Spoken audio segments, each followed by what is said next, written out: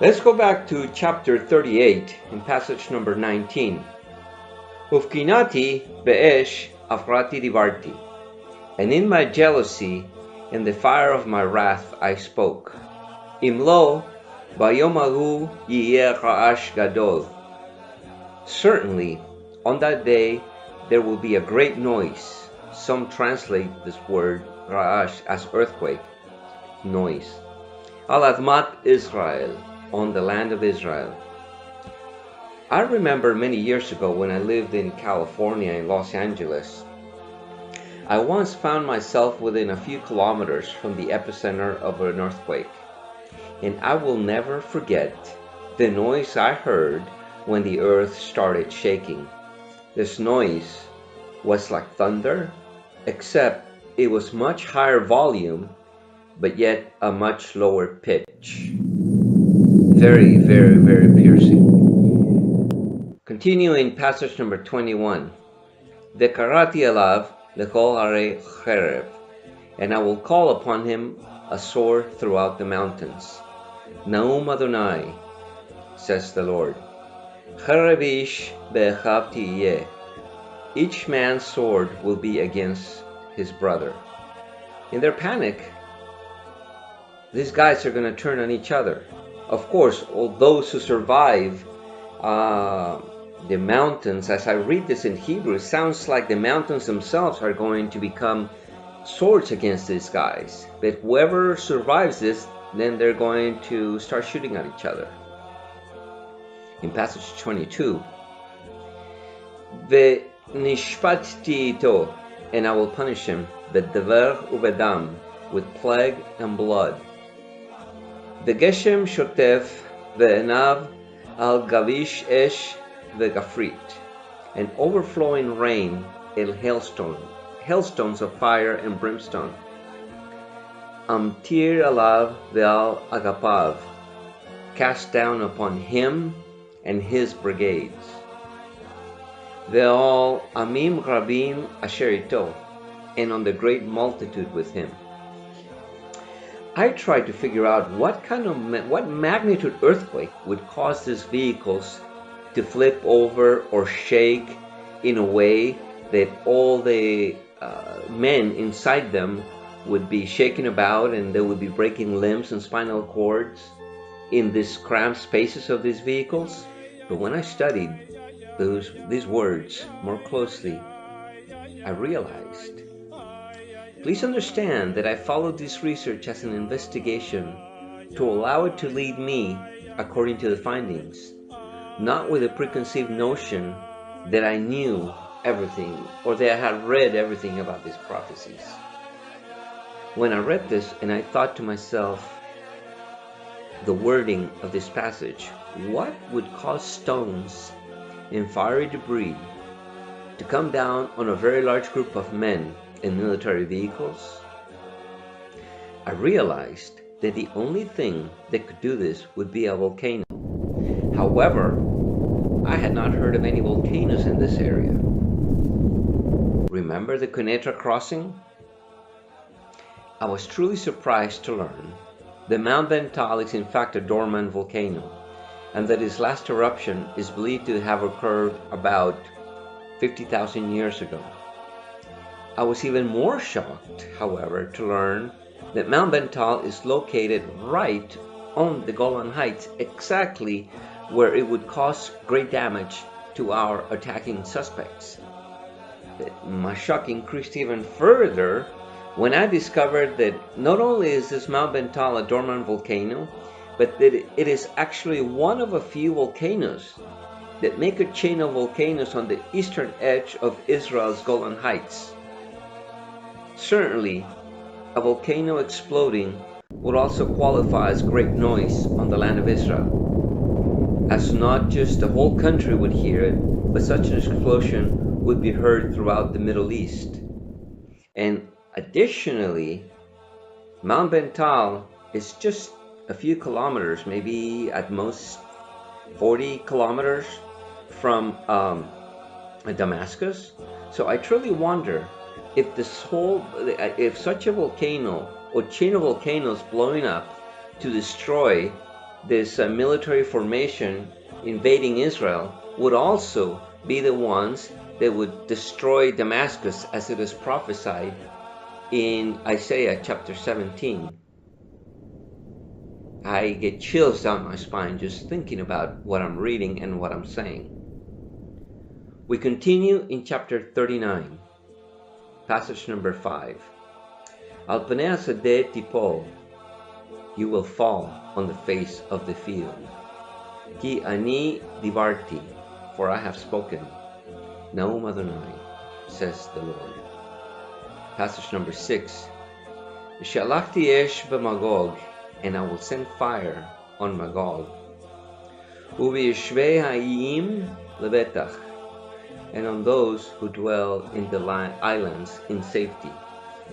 Ve'yadu ki ani Adonai, and they will know that I am the Lord. Certainly, Turkey has many islands. Is some of this debris, volcanic ash, going to fall on them? Will they also have another volcano, spewing volcano on them? I do not know, but the Eternal One will show us. Continuing in passage number 7. V'Hashem Kadshe, and the name of my holiness, Odia betoch ami Israel, well, I will make known within my people Israel. V'lo echel et Shem Kadshe od, and the name of my holiness will no longer be profaned. Ve'yadu hagoyim, and the peoples, the nations will know. Ki ani Adonai kadosh ba'Israel, that I am the Lord, holy in Israel. Passage number 17. Ve'ata ben Adam, ko amar Adonai, and you human, thus says the Lord. To me it's funny to read translations on this passage, on such passages, because they translated as Son of Man. In Hebrew, this just means human. Amor letzipor kol kanaf, speak to all feather birds. Velechol chayed hasadeh v'kapsu uba'u, and to all the beasts of the field, join together and come. He'avsu mesaviv, and gather yourselves all around. Al tzivchei asher ani sobeach lachem, on my sacrifice that I am sacrificing for you. Tzavach gadol al charei Israel, a great sacrifice on the mountains of Israel. Ve'achaltem basar v'tishtam dam, and eat meat and drink blood. There is certainly plenty of wildlife in Israel that would heed such a call. We have shawalim, jackals, wolves, and all kinds of birds of prey, and also carrion. Quite honestly, this sounds very frightening. When can this happen? I don't know. I cannot tell you when it will happen. All I can say is that as we've studied the subject matter of this presentation, there's certainly a lot of prophecies that do line up with this, of us being in the season for this. All I can say is that if it were to happen in our day, I have presented you with a likely scenario with many things to consider. One final thought is that Mr. Erdogan, if Mr. Erdogan is God, he would not launch such an attack while President Trump is in office. I doubt that such an attack would occur with proper transfer of power in Washington, D.C., and orderly continuity of government. Quite simply, the U.S. Navy's Sixth Fleet would be in the Eastern Mediterranean in no time in support of America's ally, Israel. Unfortunately, with so many death threats against President Trump coming from so many people in the left, we can certainly imagine a tragic, plausible scenario where President Trump is assassinated. This would launch the United States in general and Washington, D.C. in particular, into chaos, as the many veterans and many patriots would not allow the destruction of America and the abolition of the U.S. Constitution. These men and women have just sacrificed too much to just surrender to social globalism. Such tragic event would certainly cause a civil war in the United States, and such chaos would affect the whole world.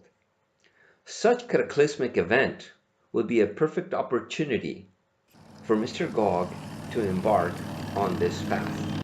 After having studied Ezekiel chapters 38 and 39 to produce this presentation, one big question has come up for us. Why is there no mention of Israel having an army in the wording of these chapters? Where is the IDF in this whole thing? As I read this and as I consider the magnitude of these prophecies and the season that we could be in, I am reminded of the words of Rabbah in Sanhedrin 98b in the Talmud, as he considered the birth pangs of the arrival of Mashiach, the Messiah. He realized that the events leading to the arrival of Mashiach are so terrible, are to be so frightening, that he did not want to be around to witness such events unfold. So he mentioned, speaking of him, the Messiah, let him come, but let me not see him. So, let him come, and we shall see if it's for our generation to see him. May the Eternal One help us.